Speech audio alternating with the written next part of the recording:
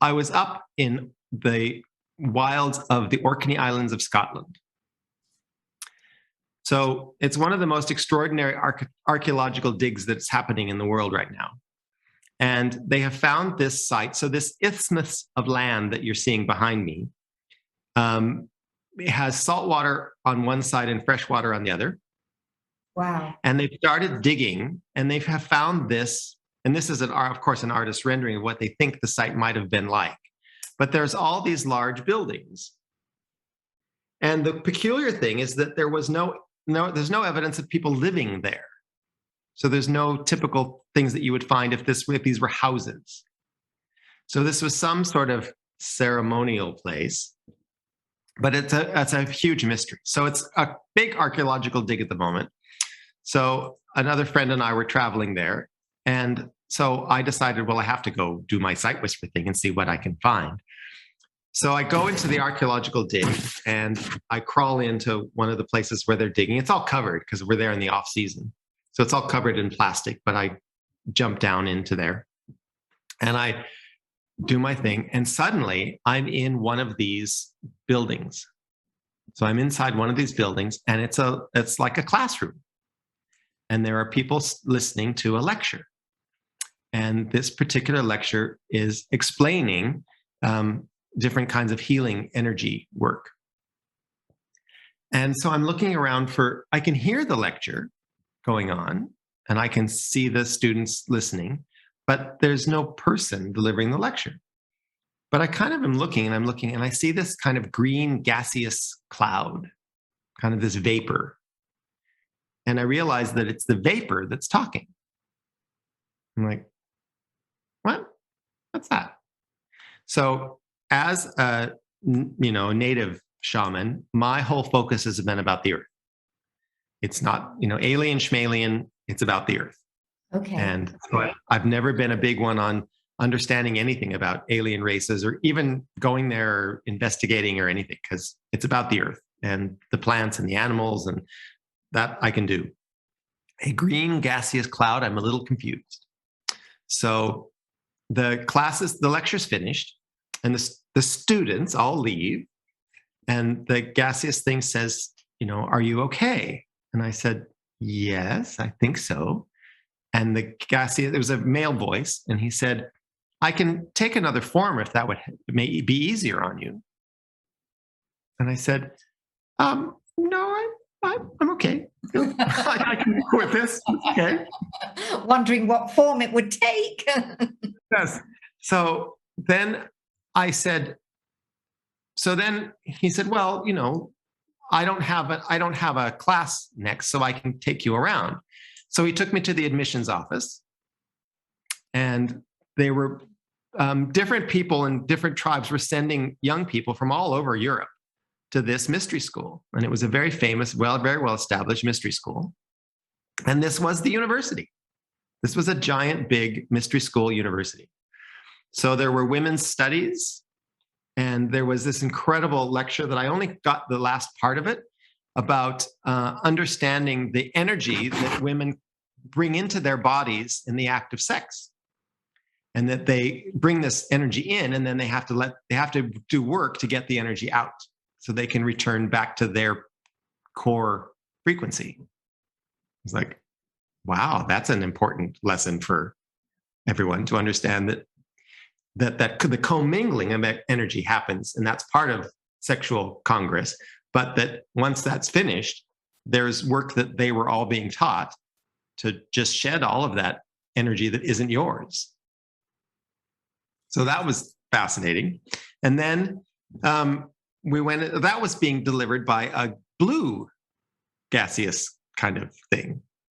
So we were out in between buildings, and I said, so what are you?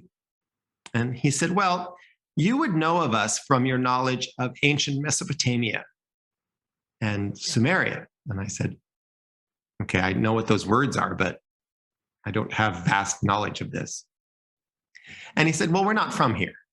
And I said, well, no. And he said, no, we're not from this earth. I'm like, okay. So he said, So that was the first time that I had to accept that there are beings from, other planets that have come to help us. So he said, well, we came here because the women at the end of this isthmus had a mystery school. And he said they had it for many hundreds of years, and they were doing really, really beautiful work, and they were ready to take it to the next level. So we've come to various places on the earth to help establish these schools and help educate people when they're ready to understand how energy works and how to move stones and how to levitate things. Okay. Oh, take me there. Take me there. So I crawl out of this and I get into the car with my friend and I said, aliens. And she said, what do you mean? I said, like extra ETs, these are people from another galaxy or somewhere. And my friend, really? I said, so, luckily I had done enough sight whispering by that point to just trust that this is what I get. So it was the real turning point for me to go, well, I can't deny this. I can't pretend that this didn't happen. So, okay, aliens, let's go. Now, when you visit a site like that and you find out that it's like a mystery school and there's lessons going on, I know if this were me, I'd be, can I go back? Can I study here? Can I go back tomorrow and the next day? Is there a class curriculum? When can I go? I'd be like wanting to stay at that site. Do you get that as well? I mean, I'd just be like... I do. So I did go back. The weird part for me is that I'm always doing this as I travel. So the opportunity to just sort of stay there and come every day, I've never had that because I'm always traveling and there's a bit of an itinerary or I've got someone that I'm traveling with. So it doesn't happen, but I did go back to this place. I did two other quick run-ins. And so I got to see other parts of it. I got to understand more about the different population of the students. We got to on the second or third trip, I got to go to a workshop, and they were making a healing tool, and they had stone, a particular kind of stone, and it was kind of like an axe head, like a two-sided axe head, but they weren't sharpened. They were just smooth, and then they had to make this hole in the middle, and then put the wood through the hole to hold it. But it was a healing tool, and it was you put the stones on the body, and you would drag it down the body, and you would drag it down meridian lines. And because of the wood, it was like, they said it was like a resistor. So it didn't overwhelm the person. And that quite often, it was very difficult to make these tools because the stone was quite fragile. And so lots of the they would break. When they would be doing their hole, they would just break in half. So that evening, we were at a restaurant and talking to someone about the dig at the Ness of Brodgar. And they were part of one of the volunteer archaeological digs. And they said, yeah, it's really confusing. At one of the buildings I was working on, we just found all of these broken axe heads. And they're like, yeah, really small. They're like toy. I said, like toy axe heads. They were really little, but there were so many of them broken in half. And I said, I wanted to say, well, that's just the students in the workshop. They couldn't always perfect them. They were students. That's why there were so many, because that was the place where you built that tool. Oh, incredible. Gosh, it must be so tempting to say, well, this is what they're for.